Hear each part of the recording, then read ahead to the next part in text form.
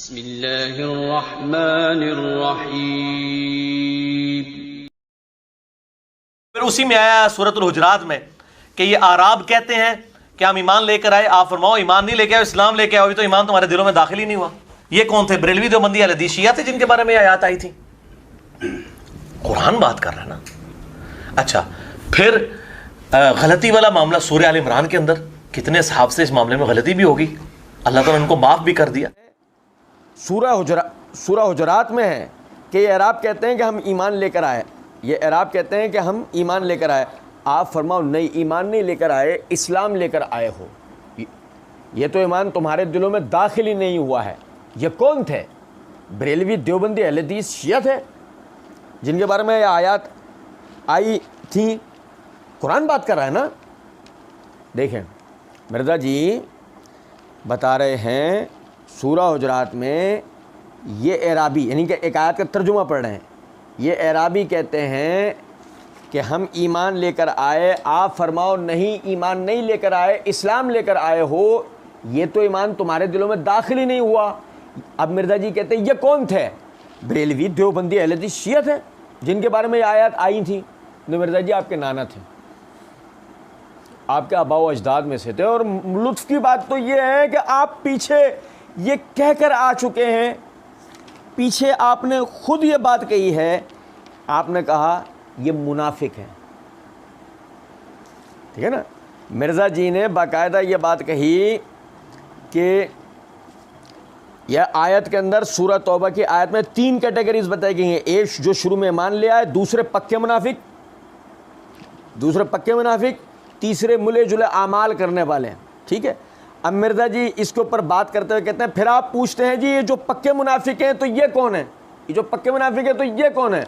तो मिर्ज़ा जी जो आप पहले ही कह कर आ चुके हैं कि ये मुनाफिकीन थे, तो अब आपका ये कहना है ये क्या बरेलवी थे, देवबंदी थे, अहले हदीस थे, शिया थे जिनके बारे में आयत आई थी? कुरान बोल रहा है ना। मिर्ज़ा जी कोई हो ना हो, अबू बकर नहीं थे, उमर नहीं थे, उस्मान नहीं थे, तलहा बिन उबैदुल्लाह नहीं थे, अम्मार बिन यासिर नहीं थे, साद बिन अबी वकास नहीं थे, खालिद बिन वलीद नहीं थे, मुग़ीरा बिन शोबा नहीं थे, अमर बिन आस नहीं थे, और चेयर्स मुआविया नहीं थे।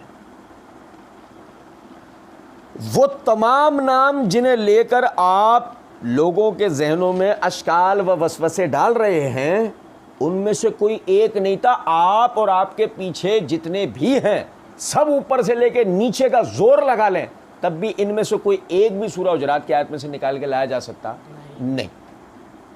कहते हैं अच्छा, फिर गलती वाला मामला सूरह आल इमरान के अंदर कितने असहाब से इस मामले में गलती भी हो गई।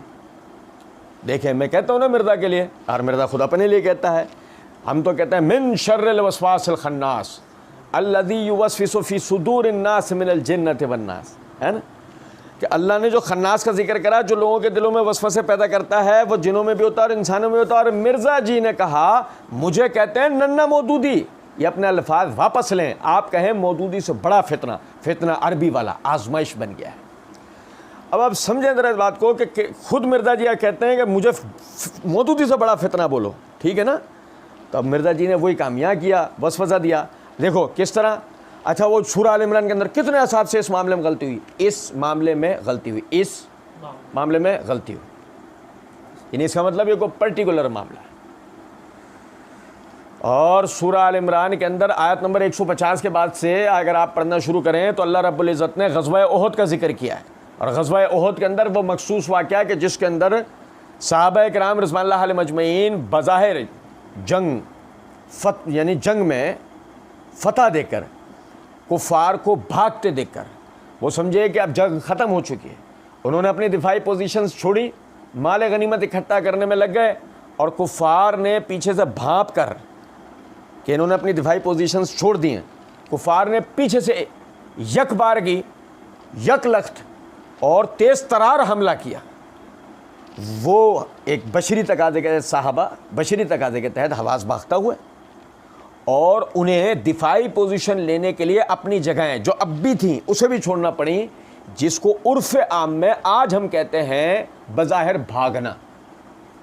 बज़ाहिर मसलन फिल वक्त वो क्या कर रहे हैं, माल गनीमत इकट्ठा कर रहे हैं। जैसे ही हमला हुआ वो दौड़ के जाकर अपनी पोजीशन लेने के ऐसी जगह पहुंचने की कोशिश कर रहे हैं जहां से वो बात को समझने की कोशिश करें कि हुआ क्या है। अब मसला यह है कि जंग के मैदान से पीठ देनी नहीं है, ये कबीरा गुनाहों में से है। अल्लाह रब्बुल इज़्ज़त ने सूरह आल इमरान के इस मकाम के ऊपर सहाबा किराम रिज़वानुल्लाह अलैहिम अजमईन की उस बात का जिक्र करा और साथ ही अल्लाह रब्बुल इज़्ज़त ने फरमाया लेकिन अल्लाह ने तुम्हारी उस खता को माफ़ कर दिया। अल्लाह ने तुम्हारी उस खता को माफ़ कर दिया। और लुत्फ़ की बात ये देखें कि मिर्ज़ा जी क्या कह रहे हैं। मिर्ज़ा जी कह रहे हैं और जो गलती वाला मामला सूरह आल इमरान के अंदर कितने असाब से इस मामले में गलती भी हो गई, अल्लाह ताला ने उनको माफ़ भी कर दिया। गलती भी हो गई, अल्लाह ने उनको, तू नहीं कर रहा, तू नहीं कर रहा भाई।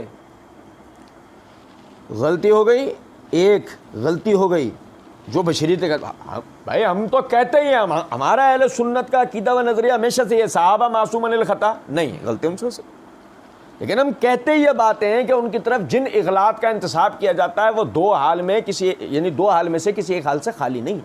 पहला वो रिवायात जो उनके, वो बातें जो उनकी तरफ मंसूब की जा रही हैं ज़ईफ़ मन घड़त रिवायात से बयान हो रही हैं। ज़ईफ़ या मन घड़त अफवाहें दुनिया की किसी अदालत किसी भी सलीमुल फितरत आदमी को कबूल नहीं है। दूसरा ताबीर की गलती है, सहाबा किराम रिज़वानुल्लाह अलैहिम अजमईन की तरफ वो बातें मंसूब की जा रही हैं जो असलन गलती है ही नहीं, वह इज्तिहादात हैं जिनको हम जैसे कजरू, कम इल्म, कम फहम जानते नहीं हैं। यही वजह है कि हम उन्हें गलतियां समझते हैं, बाद में जब तहकीक करते हैं तो पता लगता है कि वो अपनी जगह साइबुर राय थे, वो अपनी जगह साइबुर राय थे, यानी कि सही राय वाले थे। आप समझें इस बात को कि इसके बाद भी बशरी तकाज़े के तहत, जैसे कि मिर्ज़ा जी ने भी तवज्जो दिलाई, ग़ज़वा उहद में बज़ाहिर उनका दिफाई पोजीशन ले लेना, लेकिन अल्लाह ने उनकी उस गलती को माफ़ कर दिया, ठीक है। लेकिन मिर्ज़ा जी बात तो घूम फिर के फिर वहीं आएगी। वो अबू बकर थे, वो उमर थे, मुग़ीरा बिन शुबा थे, माविया थे, वो ये जिनके नाम आप लेकर कह रहे हैं उनमें से कोई था? उनमें से तो कोई भी नहीं था।